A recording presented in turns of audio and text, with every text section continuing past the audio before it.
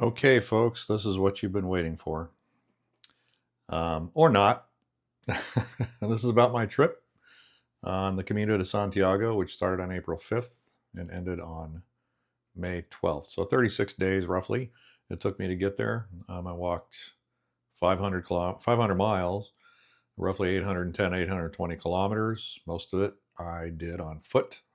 There were some small sections I had to take transportation due to weather and injury in order to prevent further injury.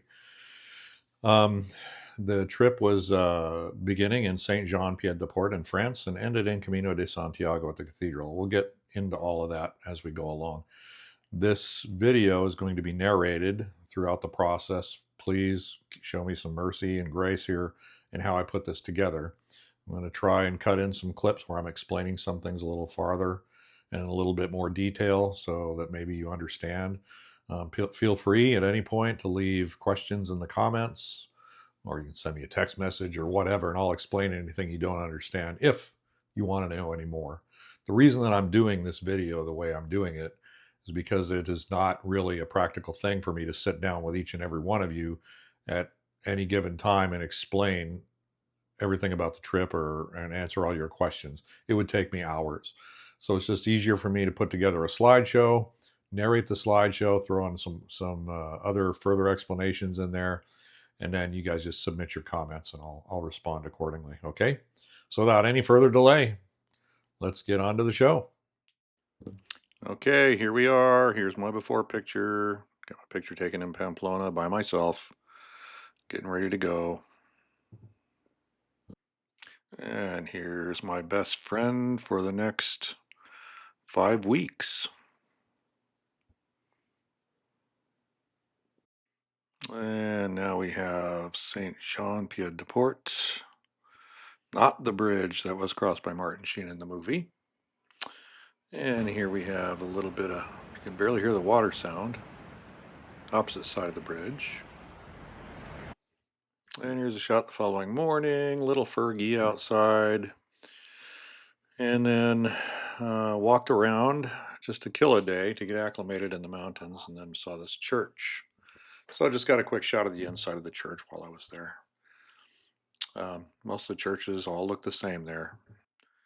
And here we got one of the first pictures I took after leaving town on the first day, April 5th, left Easter morning. And you end up walking some pretty scenic area right outside St. John, a lot of hills. I am in the Pyrenees, so the sheep is big there. Sheeping? Sheep herding, sheep ranching, whatever you want to call it. Really big business there. It's all part of the Basque country, and they're very proud of that, even in Spain, even though the Basque are French. So it was a very big deal to see a lot of stickers and a lot of magnets, refrigerator magnets, and everything, saying how proud the Basque are. Here's a picture of Valcarlos, my first stop. And this is just below it. As I get a little bit closer, went straight downhill and then came straight back uphill to get to Valcarlos. Okay, and now we're in Valcarlos proper. It turns out there's an Easter parade going on that day, so the streets were all shut down. And here it is for the view from my hostel window. Ended up rooming with 2 women up there, which was a shocker for me. I forgot they were all unisex. Very nice people, though. But hear the parade music, if you can hear it, it kind of sounds very German, as opposed to what you would think Spanish music would be like. But this went on all day and all night. And leaving the next morning, this is some of the beautiful scenery that we got to go past, walk through, I should say. Here's a marker. These markers are actually everywhere. Well, almost everywhere. They're the most obvious signs of which way you need to turn left, turn right here, things like that. Here's more of a stream crossings, bridges and stuff we had to cross. There were a lot of them in here. Very scenic part of the trip. Really liked it. Here you can hear the water a little bit. It was a very pleasant part of the walk on the second day. And then once I got past this point, things started getting a little bit crazy. It was very straight uphill for about 4 kilometers until I got to here. You can see where I'm leaving, Roncesvalles. So it was about 4 kilometers, and it was all uphill. It was my first hard part of the trip. I burned about 3,300 calories that day. And I continued on after I had lunch in Roncesvalles and decided to go on to Bergette because there was no lodging available there. And I didn't get any video of Bergette, but here's a shot of Zubiri. Or actually, it's called Zubiri. I got hurt pretty bad doing that climb the day before, so I actually took a taxi to here, which wasn't a very long ride at all. And I went here to Zubiri, and just took about a mile and a half walk from there. Oh, here's a little friend of mine I met along the way. There were some horses along the way, but I was going on to Urdanese, and there were several. That's Urdanese right over there. And there are a few things to see along the way. It was a pretty scenic walk for just a mile and a half. This one was an old Romanesque church. That's actually on the original part of the original Camino, which actually took you right next to the church. So some of the stuff's been preserved. This is from the movie, The Way, where Martin Sheen stayed in his for his second night lodging, and then we left there. Continuing, I just kept walking through all these beautiful areas that were just encased in shrubbery. It was pretty warm when I first started. There was a lot of walking along the highways, which was okay. I didn't mind that too much. It was starting to get a little crowded.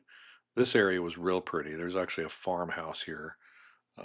Not sure what they did here, but I ran into some other people that I stayed in Ordenese with. Here they are, and that's Michael, and I can't remember the other guy's name, but he's from Ireland. But one came all the way from Australia, the other one came from Ireland. Very nice guys. And then here we're coming into Santiago del Ere. This place was a small town, not much to see there. I just kept continuing on from there. It did have a nice scenic water bridge, stone bridge over the water. And then you continue walking from there, not too far, and you end up here. And this is Pamplona. That city actually has a wall around it. So I had to walk around this wall and go through a bunch of gates, stone gates. Whoop. And then right here we have my biggest fan, my biggest encourager on the trip, which I couldn't have done this trip without her. Here's leaving Pamplona the next day. Now the picture is very interesting because I just been praying and then I took this picture and you can see there's like a light shining down on me. Now I'm on my way to Alto del Perdón. I can't even say it. This place was quite the significant portion of the trail, where some water allegedly was put by an angel, and they built a fountain in memory of that for a monk that was traveling the Camino for the very first time. I can't even pronounce the name of this town that you're looking at right here, Arzurikakeri or something, and that's where I lost my cell phone service. And I couldn't get through to anybody except on WhatsApp, and I couldn't call the people I needed to call, couldn't call taxis, and that was a church there. And then this is Alto de Perdón. It looks back across to Pamplona. It wasn't too steep getting up there, but it was a long walk. A lot of people up there. And then there's a view of Pamplona from there. I just stopped to take a break because the downhill from there was very steep, very hard on the knees. It was probably one of the most rigorous ones. There's the top of the ridge. Lots of windmills there. A lot of them don't work, but they do have a lot of them. This stuff is called Goltha. This stuff is actually used in making essential oil products, I found out. I found out from talking to a local there that was walking the trail. He was a local in Spain. I forget his name. It was something like Ira or Iran. And he filled me in on stuff that was going on. Now I'm moving on here. I'm going still the same day, moving on, trying to get to El Baños, and where I'm going to stay for a day. And I ended up having that albergue or all to myself. There was nobody else staying there, so I was sitting at this big giant table getting served by this woman. And then here we have this is Irache Winery. You can actually get wine on tap as well as water, so everybody was stopping to get a free taste of wine. And then just continuing past there, Walking on, I don't remember the name of this town, but it was a very tiny, tiny town. This was an interesting house. This was like a bathhouse or something. Down inside was like a pool in there, and above it, up on the top, there is like an old monastery, an old abandoned monastery. And then coming out of that town area there, we have an area where I played soccer with a kid on the street, right by a vineyard. It was really cool. Um, walking, lots of walking, by the way. The only thing you hear out there is the crunching of your feet. So, AirPods and music became my friend a couple of times. And this is just some of the more scenic area, more a little bit more open. We're still in the mountains. Haven't reached the Meseta yet, but took several pictures. This is actually Logroño. This is the whole view from my hotel room. Very, very old town, poor town, but very beautiful. And don't remember the name of this town. This may be Los Arcos. Can't think of it off the top of my head. But once you've seen one, you start seeing them all. They all kind of look the same from a distance. And then just I cut through that town and then just continuing on. And then this is, oh, I'm sorry, this is Logroño. Yeah, so this is where I ended up finding out my phone was really giving me trouble, and my credit card company was trying to reach me. So, but that all eventually got taken care of once I got home. Long story there, but it did get fixed. And then here we're coming into Navarrete. Navarrete had one of the best albergues I ever stayed at. Beatrice was my host. She was a wonderful host. And right before you come into town, they have these bodegas. Bodegas really started. This is the Rioja wine region. So lots of bodegas. You see them everywhere.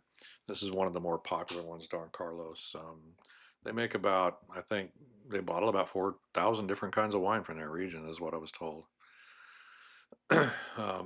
Which I guess a lot of them do it. I'm sorry, Don Jacobo was the name of it, not Don Carlos. And then as you leave, we went to the next town, and that was Najera. Najera was it was this little bit scenic town, but it wasn't a lot to do there.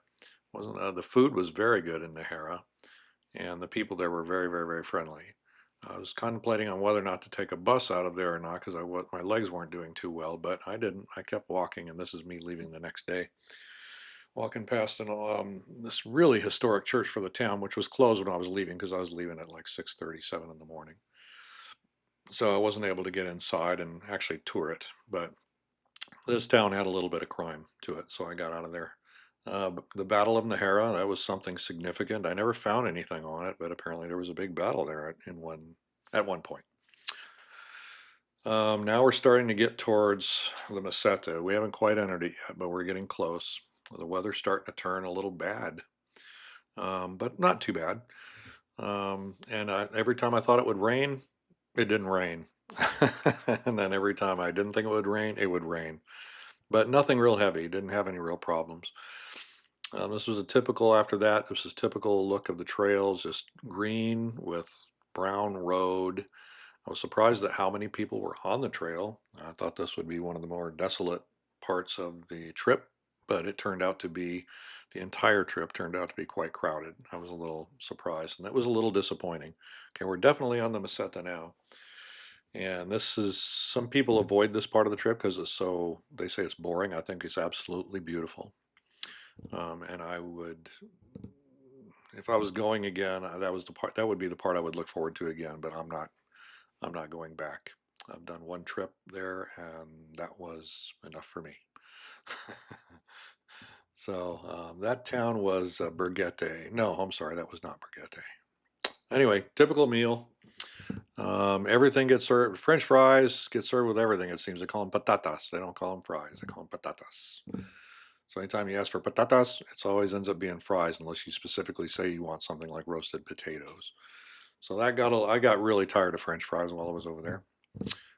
Here's a big Pyrenees mutt that I found. I took pictures of dogs everywhere because you'd see them everywhere, and Tracy loves dogs, so I'd take pictures and send them to her too.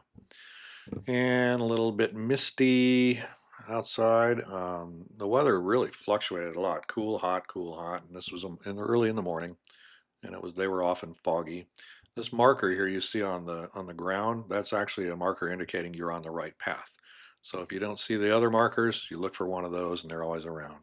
Fountains are in almost center of almost every town, but you got to be careful which ones you drink from. They're usually marked if they're not safe to drink from. There's my aching feet and my defective shoes. I did have some problems with my shoes, but I was able to repair them and fix the problem for the remainder of the trip. Another marker showing the way to go. These look like they've been updated, but people have come along and started spray painting. There's a bit of vandalism that happens on the trail, but it's not that bad. These three people you see up here, the one on the far right and the far left, I met them. They're a Korean couple from Chicago. They ended up being friends of mine, and we're still in touch to this day. They're thinking about moving to Arizona. And there's a sunrise. I always had to turn around and take the sunrise because I'm always walking west. So the sunrises were always behind me. And this church was in the side of a mountain. You couldn't get into it, but it was really, really interesting. Reminded me of Montezuma's Castle. And then this is a picture of the inside of a church. That's not the church, the same church. It was just one in the next town that I took.